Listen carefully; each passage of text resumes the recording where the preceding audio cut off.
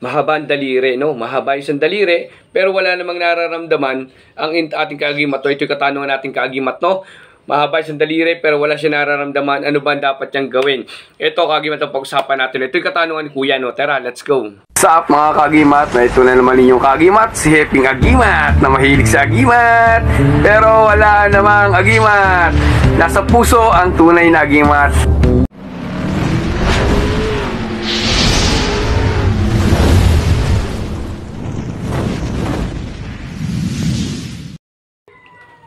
Yun mga kaagimat, no, isang kaagimat natin nagtanong sa ating mga comment, no? Comment lang po ay dyan. Sa abot ng kaya natin, gawin natin yung video, no? Para mas malinaw po. Yun sa isang bagal-bagal doon natin yung boss nga pa sabi ng isang nag-comment, no? Sige. This sa part ng mahaba yung isang daliri.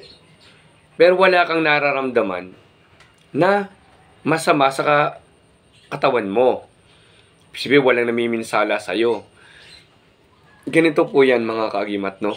Kalimitan sa mga mahaba daliri ay may gamit, may nakabaon, may subo. No? Bibigyan natin sa dulo kung paano nyo makokontrol yun, no? Okay? Okay. Ngayon, pagka po kasi kayo merong gatong gamit, no? Kaagimat, no? Papantay nyo good sa pulso nyo. Pag pinatay nyo sa pulso nyo, haba po talaga isang daliri nyo kasi po buhay po yung gamit nyo. Kung buhay po yung gamit. No? Paano naman po to? Asa duli pa natin para man natin kung paano pag-guide, no?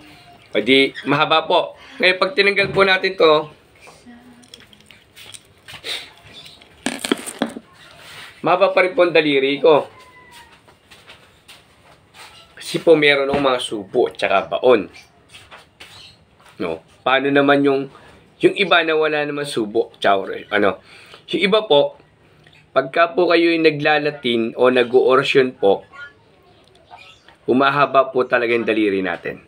Kahit nagdasal kayo, ama lang sumasapalta, ano, pagka po nagdadasal po ang ganan, lumuloob ng Holy Spirit sa inyo, magkakaroon na kayong karga sa katawang kapondo, hahaba po yung daliri nyo.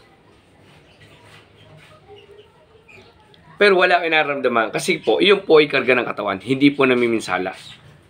Okay? Ngayon, paano ba natin makokontrol yan? No? Una-una, kung kargado katawan nyo, meron kayong mga baon, mga subo, mga kwintas na ganito, binyagan nyo po yung inyong karga sa katawan. So, natin. Kasi ako nakapagbinyag na ako ng kaibigan eh. Mahaba po yung daliri ko yung pulso pagpapantay nyo. Yung guhit sa pulso po, tapos dulo na po yung daliri. Dito lang at saka dito. Yan. Ngayon po, ako po kasi nagbinyag na ng kaibigan. No, kaibigan po yung pinangalan ko sa ating mga gabay sa karga sa katawan. Kaibigan, pumantay ka para makapagtanong ako.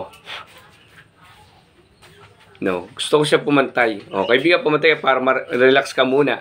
Para ma-check ko ang daliri ko. I-relax mo lang. Kita nyo? Diba? Nag-relax po siya kasi kargado. Paano ba gagawin nyo ngayon? Yan.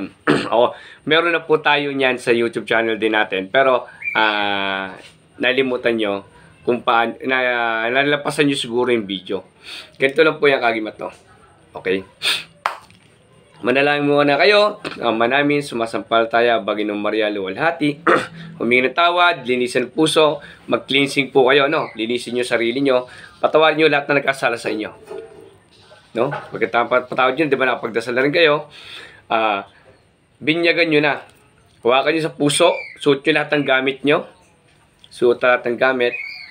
Binyo,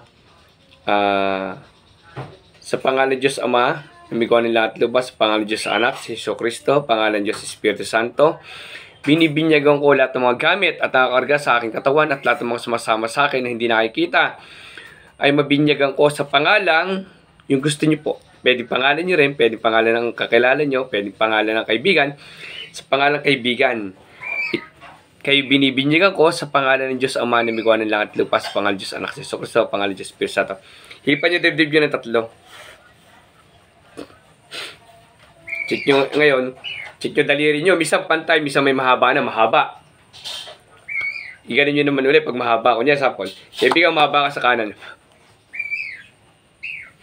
Mahaba po, di ba? Ngayon, ang gagawin nyo ay pag mahaba yung mahaba o kaya pantay, kung pantay po, sabihin nyo, magparamdam. Pag magparamdam, mahaba po siya. Pag sabihin nyo, huwag magparamdam, pantay lang po siya. Mahaba kanina kanan ko, di ba? Kaibigan, lumipat sa kaliwa. Kita nyo? Yun po yung natatawag natin yung kakayahan natin. No, pag naglatin kayo, porsyon na haba po, may bound kayo, may gamit kayo, ay hahaba po daliri nyo kahit wala kayong nararamdaman masama sa katawan. Iyan po yung karga. Pero kung wala kayong mga gamit o mga pamproteksyon sa katawan at tumaba daliri nyo, check nyo na po, baka po may gumagambala sa inyo.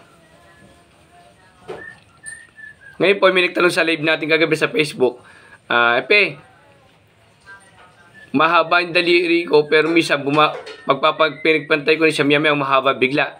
Ibig sabihin, yung kakayahan nyo, nagpaparamdam na po siya, yung gabay nyo, na may gumagambala sa inyo.